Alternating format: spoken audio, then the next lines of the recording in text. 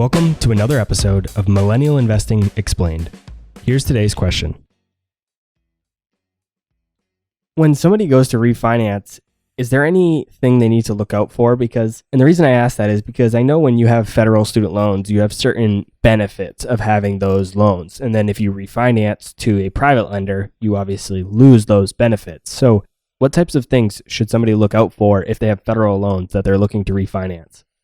I tell people not to refinance unless you work in the private sector and you have an emergency fund and you can easily afford to pay at least 1% of your balance every month. So if all three of those things are not true, then refinancing is not for you. But if the converse of all those things is true, you work in the private sector, you have an emergency fund, you can easily afford to pay 1% of your balance every month, then refinancing is a good idea because the federal loans have forbearance available for up to 3 years. So meaning you can pause your payments completely for 3 years. You can also put your payments on an income-based plan where it's no more than a certain percentage of your income. The downside of those federal programs is a lot of times you're paying 6 or 7% interest instead of paying a lot lower interest because you're working with a private lender that views you as a lower credit risk. So that's kind of the calculus for refinancing. You're just trying to figure out, do I care more about the ability to pay based on my income and have forbearance? Or do I care more about having a lower interest rate? So usually that's the thing that people need to decide between which one of those two things is more important to them. And then, that's for people that are trying to pay it off, right? And so some people might say, well, I'd rather have that peace of mind that I could stop payments for 3 years instead of private lenders will only give you 3 months. So, it just depends on if it's worth paying a higher interest rate for that protection while you're paying it off. Do all or almost all federal loans have that 3-year hold feature?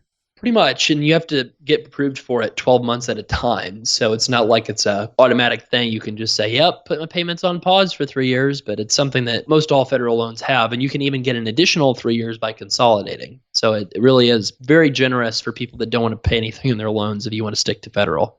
And what types of things qualify somebody for that 3-year hiatus from payments? You basically just ask your loan servicer for it. The loan servicers are really, really good at putting people in forbearance. That's what a lot of the lawsuits about them kind of highlight, is that the loan servicers basically put people into forbearance when they shouldn't have. So all you basically have to do is just plead poverty and call your loan servicer and ask them to put you in that 12-month forbearance, and they'll do it.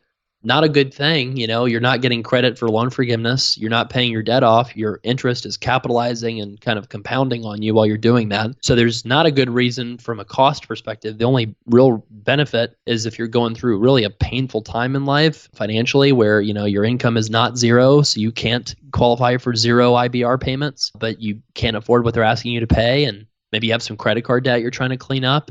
So there's some reasons to use forbearance, but I like to discourage people from using it. So you don't have to lose your job or anything like that. You can just call them and they'll do it? Yep, pretty much. But the interest continues to accrue, correct? Not just accrue, it compounds. So, that's the downside of forbearance is you're going to rack up a ton of fees. It's not a thing that I would do if you can avoid it. Yeah, I have student loans and I look at the interest charges. And I pay mine every month, of course, but I see the interest start to, accrue pretty quick. So I can't imagine what that outstanding interest line might look like if you were to take 3 years off. That's all for this episode of Millennial Investing Explained. Be sure to follow me on Instagram, Twitter, and Facebook, or subscribe to our YouTube channel to get even more free content.